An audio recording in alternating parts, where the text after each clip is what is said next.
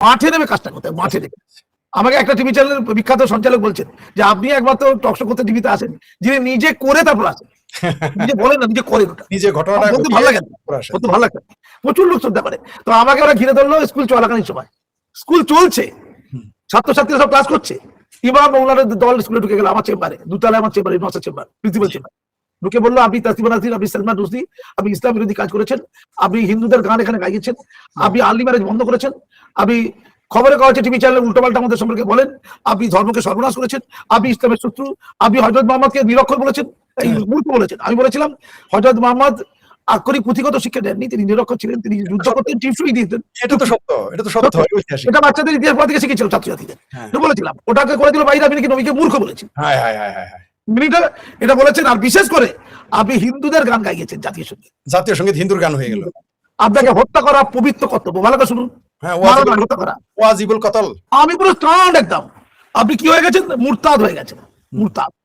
হত্যা করা পবিত্র কর্তব্য, মানে তাদের মতের বিরুদ্ধে গেলে মুরতাদ, নাস্তিক, কাফের বলে ইমাম মৌলানা চিন্তা করলো। আমি বললাম দেখুন, ভারতের জাতীয় সঙ্গীত আমাদের ফান্ডামেন্টাল ডিউটি গাওয়া, সরকারি প্রতিষ্ঠান না, সরকারি প্রতিষ্ঠান, এটা সরকারি প্রতিষ্ঠান, আমি সরকারি একটা প্রতিষ্ঠানের প্রিন্সিপাল, হেডমাস্টার আমি। তো আপনারা এটা করতে আমি বাধ্য, অন্যরা করেনি, আমি করবো। আর যদি ভুল হয়ে থাকে আলোচনা করুন, তারপর দেখি লোকজন ঘিরে ধরেছে আমাকে, ঘিরে ধরেছে প্রায় 1000 লোক লাঠি সোটা দিয়ে, যারা স্কুলে মেয়েদের সাথে নোংরামি করতে ওটা আটকে দিয়েছিলাম আমি, তাদেরও রাখছিল দীর্ঘদিনে, ক্লাসের মধ্যে ঢুকে ছাত্রীদের সাথে অসভ্যতা করতো, ক্লাসের মধ্যে ক্লাস চলাকালীন ঢুকে। কত বড় দুঃসাহস! আমি ব্যাখ্যা করলে এটা 2-3 ঘন্টা বলতে হবে, তাহলে আমি ওই ব্যাখ্যা যাচ্ছি না, সংক্ষিপ্ত করছি। আমি যখন এটা দেখলাম তখন ইমাম মৌলানা ধমক টমক দিয়ে বেরিয়ে গেল, আমি চেম্বারের ভেতর থেকে তালা দিয়ে পুলিশ ডাকলাম। লোকাল রাজাবাগান থানা 12-13 জন পুলিশ অফিসার সহ স্টাফরা এলো, 12-13 জন পুলিশ। তাদের বললাম দেখুন, আমাকে ওখানকার ওসি বলেছিলেন, ওই আমাদের মেটিয়াপুর ওখানকার থানা, রাজাবাগান থানা ওসি, যে মেটিয়াপুরের সমান্তরাল দুটো প্রশাসন চলে, একটা হচ্ছে মৌলানা মৌলবীদের প্রশাসন, গুন্ডাদের প্রশাসন, আর একটা সরকারি প্রশাসন। সরকারি প্রশাসন এখানে খুব দুর্বল, মোল্লা মৌলবীদের প্রশাসন হচ্ছে সবল। এটা তিনি বলেছেন, ওসি নিজে বলেছিলেন, তিনি নিজের মুখে বলেছেন। জি, রাইট। তো আমাকে তখন ওরা ঘিরে ধরেছে, বাইরে পুরো ঘিরে ধরেছে, পুলিশ এলো, ওদের বোঝালো যে জাতীয় সঙ্গীত গাওয়াটা কোনো অপরাধ নয়, তো ঠিকই করেছে। বলছে না, ওনাকে আমরা এখানে হত্যা করবো। পুলিশকে বলছে হত্যা করবো, পুলিশকে বলবে। হ্যাঁ, পুলিশ। আমরা এও শুনেছি যে প্রশাসন বলেছে যে আপনাকে যত গার্ড দেওয়া হোক আপনার ওটা পরে বলছি, ওটা একটু পরে বলছি। তখন পুলিশ দেখলো ওদেরকে কন্ট্রোল করতে পারছি না, ওরা আমাকে বললো স্যার অবস্থা খুব খারাপ, প্রচুর লোক জড়ো হয়ে গেছে, লাঠি সোটা নিয়ে চলে এসেছে, 1000 লোক ঘিরে ধরেছে, গোল করে 1000 তালা দিয়ে আছে। পুলিশ বলে স্যার আপনি ইমিডিয়েটলি বেরিয়ে আসুন, আপনাকে আমরা রেস্কিউ করে এসকর্ট করে গাড়িতে তুলে বাড়িতে পৌঁছে দিয়ে আমরা আর কন্ট্রোল করতে পারছি না, প্রচুর মব চলে, কেন মসজিদে ঘোষণা হয়েছে আমাকে হত্যা করতে হবে। তাসলিমা নাসরিন, সালমান রুশদির চর, এই ওয়ার্ডটা তাসলিমা নাসরিন, সালমান রুশদির চর, এই হেডিংটা দিয়ে Times of India, the Hindu, Indian Express, Hindustan Times, সব জায়গায় হেডিং হয়েছিল। এটা হেডিং করে নিউজ হয়েছিল যে আমাকে এটা বলে হত্যা করা হয়েছিল, ঠিক আছে? সবাই শুনতে পাচ্ছিল, চিৎকার করে বলছিল সবাই, পুলিশও জানে এটা। তো তারপরে আমাকে পুলিশ যখন রেস্কিউ করার জন্য দুতলা থেকে নিচে নিয়ে যায়, পুলিশ হাত থেকে ছিনতাই করে মাথায় লোহার রড, আমি রক্তাক্ত হয়ে সেকেন্ড রডটা পরে পুলিশের হাতে, একজন পুলিশ তার নাম প্রসেনজিৎ সরকার, তার হাতটা ফেটে যায়। আমি পরবর্তীকালে কোমায় চলে যাই, হসপিটালাইজড হয়ে, মাথা সেলাই হয়, অনেক ঘটনা, মৃত্যুর হাত থেকে বাঁচি। তারপরে মুখ্যমন্ত্রী মমতা ব্যানার্জি ডেকে বলে গোটা ওয়ার্ল্ডে নিউজ হচ্ছে, গোটা দেশে নিউজ হচ্ছে, পশ্চিমবঙ্গে নিউজ নেই, একজন প্রধান শিক্ষককে স্কুলের মধ্যে হত্যা করছে, এটা কিন্তু নিউজ না করতে দিন আমাকে। যারা অভয়নে হই করছে, মিডিয়া হই করছে বলে তারা করছে চ্যালেঞ্জ, এটা ওখানে মিডিয়া হই করেনি। আমিও তো শিক্ষাঙ্গনে হত্যার মধ্যে পড়েছিলাম, প্রধান শিক্ষক নাকি তুচ্ছ ছিল নাকি, ওই করেনি বাংলার মিডিয়া, শুনিনি, বাংলার মিডিয়া ভয় পেয়েছিল। এক হচ্ছে মমতা ব্যানার্জির ধমকানি, আর 2 হচ্ছে মোল্লা তোদের করকানি, যারা ভগবান ছাড়া কাউকে ভয় করে না, তারা ভগবান ছাড়া মিনি পাকিস্তানের মেটিয়াপুরের লোকদের ভয় করতো। এটা হচ্ছে ফ্যাক্ট। দেখুন, যে টিভি চ্যানেলগুলো বাংলা চ্যানেল পশ্চিমবঙ্গে আমাকে নিয়ে নিউজ করছে না, হিন্দি চ্যানেল নিউজ করছে, টকশো করছে, বলুন কি বলবেন? মিডিয়া ফ্যাক্টরটা বলছি, মিডিয়া একই টিভি চ্যানেল, হিন্দি ন্যাশনাল চ্যানেলে আমাকে নিয়ে টকশো হচ্ছে, আর বাংলা টিভি চ্যানেলে একটা লাইন দেখাচ্ছে না, বলুন। আমি হাইলাইটেড হইনি, আলোচনা হইনি, আপনি বলেন না তালকে তিল করেছে। ধন্যবাদ, অত সুন্দর কথা বললেন। ওই জন্য বাংলার প্রচুর লোক জানতে পারি না, রাস্তায় নামিনি। আর মিডিয়া যদি হই না করে, তাহলে কেউ রাস্তায় মিডিয়া, তামান্না মায়ের জন্য রাস্তায় নেমেছে, তানভীরের মায়ের জন্য মিডিয়া রাস্তায় নেমেছে, দুজনেই কিন্তু দুইজনই একই সমস্যা, কিন্তু অর্জন দুনিয়াটা বুঝুন, এই যে দুনিয়া। কিন্তু সৌভাগ্য, আমাকে গোটা দুনিয়া চিনেছিল, জেনেছিল, আলোচনা হয়েছিল। ফলস্বরূপ আমাদের স্কুলের ম্যানেজিং কমিটি যিনি হাজি সাহেব সেক্রেটারি, তিনি ফোন করেছিলেন, ওই যেটা বললেন আপনি, যে আপনাকে আমরা নেবো, আপনি আসলে স্কুলে অনেক উন্নয়ন হয়েছে, কিন্তু আপনাকে পুরো মুসলমান হতে হবে। পুরো মুসলমান ভাই, আপনি পুরো মুসলমান নন, আপনার মাথায় টুপি নেই, দাড়ি নেই, মুরতাদ হয়ে যাচ্ছে রাস্তাতে, কিন্তু আপনার অবস্থা খারাপ, লুকিয়ে থাকবেন, মেরে দেবে। কি রে ভাই, এটা ধর্ম মেরে দেবে? তো বললো যে আপনাকে আমি তার কি করতে হবে, আমাকে আমার বউকে দুজনকে ফোন করেছে, রেকর্ড আছে, কি করতে হবে, আপনার স্ত্রীকে ফোন করেছে? হ্যাঁ, যে আপনার স্বামীকে বোঝান, উনি ফুল মুসলমান হয়ে গেলে, পূর্ণ মুসলমান হয়ে গেলে তাহলে আমাদের এখানে আনতে কোনো আপত্তি নেই, ওনাকে প্রোটেকশন দিয়ে নিয়ে আসবো। তো কি করতে হবে, ইসলামিক লেবাস করতে হবে, মানে পাপন্দ সাদা, যেটা পরে বাংলাদেশে দেখেছেন তো, ইসলামিক লেবাস তাদের ভাষায়। এক, দুই হচ্ছে দাড়ি রাখতে হবে, 5 ওয়াক্ত নামাজ পড়তে হবে। আবু জাহেলেরও ছিল, লাহাবেরও ছিল, এটা তো বেঁচতে যাবি, একদম বড় দাঁড়িয়ে আছে। আবার নরেন্দ্র মোদী তো বেঁচতে যাবে, তার দাড়ি কিছুদিন হয়েছিল, দাঁড়িয়ে আছে, রবীন্দ্রনাথ তো যাবে, দাঁড়িয়ে আছে আরো বড়, আপনি দলকে যাবো, ওরা সব বেঁচতে যাবে, ঠিক আছে, কাল মার্কসেরও দাঁড়িয়ে আছে, উনিও বেঁচতে যাবেন।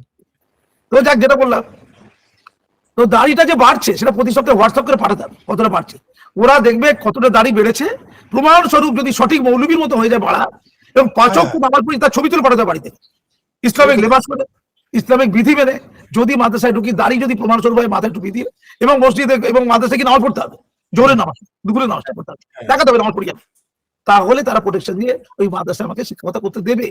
কিন্তু কমিশনার পুলিশ, আমি তো শুনছিলাম, আমি তো না বলিনি, শুনেছি প্রতিবেশন কথা, কি বলে এদের ভেতরে আর কি গরল পুঁজ আছে, বেরোক আর বেরোক। তারপর কমিশনার পুলিশ, কলকাতার কমিশনার পুলিশ IPS সুরজিৎ প্রকাশ রিপোর্ট তৈরি করলো, তদন্ত রিপোর্ট, সেটা মুখ্যমন্ত্রীর কাছেও গিয়েছিল, মমতা ব্যানার্জির কাছেও, সেটা কমিশন মাইনরিটি কমিশনের চেয়ারম্যানের কাছে গিয়েছিল, আমার কাছে সেই রিপোর্ট আমার ঘরে আছে। তাতে কি লিখেছে, যে পুলিশ যদি আমাকে নিরাপত্তা দিয়ে স্কট করেও নিয়ে যায়, নিরাপত্তা দিয়ে, তাহলে আমার জীবনহানি করতে পারে যদি আমি কলকাতা ওই বেটিয়ে বোঝেন তালপুকুর আড়া হাই মাদ্রাসাতে যাই, কারণ আমাকে এমন ভাবে দেখে দেওয়া হয়েছে, আমাকে হত্যা করাটাই তাদের প্রধান কাজ। বেঁচতে যাওয়ার জন্য আমি তসলিমা নাসরিনের কথা বলতে গিয়ে এতগুলো কথা এই কারণেই বললাম, জি জরুরি ছিল। যে তসলিমা নাসরিন, তাকে সিদ্দিকুল্লাহ এখন নাকি বলছে 20 বছর পর তিনি ফিরছেন, তার মতের অমিলনে তার সাথে কিন্তু কোর্টে তো যেতেই পারতো, তাকে মেরে ফেলবে, তাকে বাংলাদেশ থেকে দাঁড়িয়ে পশ্চিমবঙ্গতে দাঁড়িয়ে দেবে, সংস্কৃতির পিঠা, যাকে পীঠস্থান বলি আমরা, সংস্কৃতির বাঙালিত্বের পীঠস্থান, তসলিমা নাসরিনকে পছন্দ ফরিদ ভাই না হতে পারে, আমার না হতে পারে, আমি পেনে কলমে তার বক্তব্যের সমালোচনা করবো, কোর্টে যাবো, মারবো। তসলিমা নাসরিন কি বলেছে সিদ্দিকুল্লাহ সাহেব গতকালকে পরশু, যেটা বলে, যেটা ভিডিও করেছে, খারাপ তো বলিস, বলছে যে তসলিমা নাসরিন বুড়ি হয়ে গেছে, যখন তিনি চলে গিয়েছিলেন তখন 40-এর নিচে বয়স ছিল, তখন সুন্দরী ছিল, বুড়ি হয়ে গেছে তিনি, পচা দুর্গন্ধ। তার মানে তসলিমা নাসরিন দেহটা তার কাছে আলোচ্য বিষয়, তার লেখিকা সত্তা নয়, তার কথা তিনি লুকিয়ে লুকিয়ে যখন যুবতী ছিলেন তসলিমা নাসরিন, উনি নিশ্চয়ই ঘরে শুয়ে শুয়ে তার ছবিটা দেখতেন, নিঃসন্দেহে, নইলে এটা বলে কেন, মা তাহলে বৃদ্ধা, মা চলবে না, পচা, নারীত্বের অবমাননা এটা, নারী মানে শুধু সেক্স, নারী মানে পুরো যৌবন, স্ত্রী বৃদ্ধা, ওগুলো চলবে না, পচা, চলবে না। আমি তসলিমা নাসরিনকে বলছি, তাকে এটা চূড়ান্ত অমর্যাদা করছে, তাকে যারা আনছে তাদের পক্ষ থেকে একটা থানায় ডায়েরি করা উচিত, যে এই লোক, এই যে বিকৃত, তিনি একজন এক্স মিনিস্টার এবং জামিয়াতুল উলামা হিন্দের তিনি প্রধান, তিনি লেম্যান নন, তিনি রাস্তার পাগল রামু সামু নন, ঠোঁট কাটা জিপ কাটা রামু নন, কিন্তু তিনি এই কথা বলা মানে নারী জাতিকে অসম্মান করা, নারী ইকুয়াল টু দেহ, ইকুয়াল টু যৌবন, আর ইকুয়াল টু যদি বৃদ্ধ হয়ে যায় তাকে ফেলে দেওয়া রাস্তায়, সে 50 দুর্গন্ধ। এটার বিরুদ্ধে আমি কালকে বলেছি। সেকেন্ড বলেছি, তসলিমা নাসরিনকে মুরতাদ বলেছে। মুরতাদ মানে যে ইসলামের শত্রু, যে ইসলামিক বিধানের বিরুদ্ধে বলে, যে নবী আল্লাহর বিরুদ্ধে বলে, কোরআনের বিরুদ্ধে বলে, তাকে মুরতাদ বলে, সে নাস্তিক। তাকে হত্যা করার বিধান আছে সূরা মায়েদাতে, কোরআন শরীফের সূরা মায়েদা 6:33, সেখানে পরিষ্কার লেখা আছে, যদি ইসলামের এরকম অসম্মান করা হয় তার মৃত্যুদণ্ড আছে, কি শাস্তি, মৃত্যুদণ্ড। অর্থাৎ তসলিমা নাসরিন এখানে তার মৃত্যুদণ্ড হবে কি? উনি কেন মুরতাদ বলেন না বলতে হবে ক্লিয়ার করে। আল্লাহ বলেছে কে বেহেশতে যাবে কে বেহেশতে যাবে না তার নির্ধারণ আল্লাহ করবেন, তার মূল্যায়ন কোনো বান্দা করতে পারে না, সেটা ক্ষমতা নেই, সেই দায়িত্ব কি সিদ্দিকুল্লাহকে দেওয়া আছে? 4টে আমরা জানি মাযহাব আছে মুসলমানের, তার মধ্যে আমি গতকালকে বলেছি আলোচনার মধ্যে, হানাফি মতে পুরুষদের ক্ষেত্রে যদি 3 দিন সময় দেওয়া হবে ক্ষমা চাওয়ার জন্য, তারা যদি ক্ষমা চাওয়া নয় মুক্তি পেয়ে গেল, আর যদি ক্ষমা না চায় পুরুষদেরকে মৃত্যুদণ্ড দিতে হবে, শুলে টুলে চড়াচড়ি দিতে হবে, আর মহিলাদের ক্ষেত্রে নির্বাচন, অর্থাৎ জেলে ঢুকতে হবে যতক্ষণ সে ক্ষমা চাইছে, এটা যে হানাফি মত। আর বাকি 3টে মাযহাব শাফিঈ, মালিকি, হাম্বলি, এই 3টে মাযহাবে পুরুষ নারী দুজনকে হত্যা করতে হবে, কেউ কোনো ক্ষমা না চাই। তাহলে তসলিমা নাসরিনকে হত্যার কি ফতোয়া দিলেন? তাই তো দিল। সাহেব যারা 1 আগস্ট অনুষ্ঠানটা করছেন আয়োজক, তাদের কাছে বার্তা দিলাম, পশ্চিমবঙ্গ সরকারকে তাই বলেছি, সরকার বাড়ি আছো? চমৎকার, আপনার লাইনটা আমাকে খুবই, সরকার বাড়ি আছো তো, খোঁজ নাও। এ কথা বলতে পারে না, এটা তসলিমা নাসরিনের এখানে নিয়ে এসে যে সম্মান দেওয়া হচ্ছে তার চেয়ে বড় সম্মান। আমরা যদি এই রক্তবীজকে ধ্বংস করতে না পারি, এটার বিরুদ্ধে লড়াই করাই আমাদের মতো মানুষের কাজ। আজকে আলোচনা বিস্তারিত করবো না। ফরিদ সাহেব, আপনাদের কাজ, আমাদের কাজ, মানুষ বাঁচুক, ধর্ম বাঁচুক, সমাজ বাঁচুক, হিন্দু মুসলিম বৌদ্ধ জৈন কোনোটাই প্রয়োজন নেই, আসলে দরকার মানুষ হওয়া। হৃদয়ের চেয়ে বড় কোনো মন্দির খাওয়া নাই, কবি সেই কবে বলে গিয়েছিলেন। আমরা মানবতার পুজো করি, ধর্মের যে ভালো মহৎ দিকগুলো আমরা গ্রহণ করি, কুসংস্কার বলছে আমরা বর্জন করি। হিন্দু সমাজ কতবার বর্জন করেছে, মুসলমান সমাজ এরা ইসলাম ধর্মটাই ঠিক মতো জানে না, জানলেও অর্ধ জানে, জানলেও বিকৃত জানে, তাই সাবধান হয়ে যান। আর তসলিমা নাসরিন তিনি বাংলায় আসবেন, বাংলায় থাকবেন, একটা সভাতে নয়। আর থাকলে তার ঘরের প্রবলেম হলে, বামপন্থী কিছু নেতা বলেছে, বামপন্থী নেতারা বলেছে যে দিলীপ ঘোষের ছাদে তাকে রাখা হোক, ওই বিজেপির নেতা মন্ত্রী দিলীপ ঘোষ। আমি বলছি সিদ্দিকুল্লাহদের মতো লোকরা এই কথা বললে তাকে তার ঘর থেকে বুলডুজার দিয়ে ঘরটা না ভেঙে, যেমন অভিষেকের ঘর বুলডুজার দিয়ে ভাঙা হচ্ছে তার অফিস, সিদ্দিকুল্লাহ ঘরটা না ভেঙে ওই ঘরটাকে অধিগ্রহণ করে তসলিমা নাসরিন নামে লিখে দাও, তবে সিদ্দিকুল্লাহদের উপযুক্ত শাস্তি হবে। আর ইমাম বরকতি যারা মুখে ওই কালী দেবে বলেছিল, ইনাম ঘোষণা করেছিল ওই পুরস্কার, ওই ইমাম বরকতির ঘরটাকে কেড়ে নিয়ে তসলিমা নাসরিনকে দেওয়া। ওই যে পাপ করেছে, পাপের শাস্তি সম্পত্তি থেকে বিচ্যুত, তাতে আইন থাকুক, আদালত থাকুক, চাই থাকুক, যদি কঠিন ভাবে পদক্ষেপ নিতে হয় এইভাবেই। তার ধন্যবাদ। জি, আপনি অসাধারণ কথা বলেছেন। আমার কাছে খুব ভালো লেগেছে যে আপনি আমাদেরকেও কাঠগড়ায় দাঁড় করেছেন যে তার ভক্তরা কি করতেছে তসলিমা নাসরিনের এই অপমানে। তাকে আনাটা যেমন চ্যালেঞ্জ, তার বিরুদ্ধে এটা একটা চ্যালেঞ্জ করেছে, কোনো সন্দেহ নেই। যারা আনতেছে তারা এইরকম মানুষদের চ্যালেঞ্জ করেছে। তো এই চ্যালেঞ্জের মোকাবেলায় যখন তসলিমা নাসরিনের মতো মানুষকে তাকে নিয়ে কিভাবে টিজ করলো, একজন মানে নারীকে একটা বস্তু হিসেবে তারা দেখলো, মানে একটা যৌন আকাঙ্ক্ষার মধ্যে, মানে সে একটা মানসিকভাবে মানে বিকৃত একজন মন্ত্রী সিদ্দিকুল্লাহ। এবং অদ্ভুত ব্যাপার, আমি জানলাম যে সিদ্দিকুল্লাহ নাকি কে একজন বলেন, আরেকজন সৈয়দ আছে আপনাদের পশ্চিমবঙ্গে, সে বলে সিদ্দিকুল্লাহ ঘর জামাইও থাকে। ঠিক আছে, আমরা বলতেছেন এটা তার ব্যক্তিগত ব্যাপার যে এত ক্ষমতাধর এই ঘর জামাইওয়ালা ব্যক্তি। তসলিমা নাসরিনের 3-4টা ডক্টরেট, তিনি পৃথিবীর 50 জন ক্ষমতাধর নারীর মধ্যে একজন, এগুলো সিদ্দিকুল্লাহ চৌধুরী দেখলেন না। তসলিমা নাসরিনের পিতা একজন সুযোগ্য ডাক্তার ছিলেন, তিনি ডাক্তারের বাচ্চা ডাক্তার, অর্থাৎ ডাক্তার কন্যা ডাক্তার তসলিমা নাসরিন। তার লেখক সত্তা এত উপরে চলে গেছে যে তার ডাক্তার সত্তাটা মানুষ ভুলে গেছে, মানে তিনি লেখক হিসেবে পৃথিবীতে এত পরিচিত।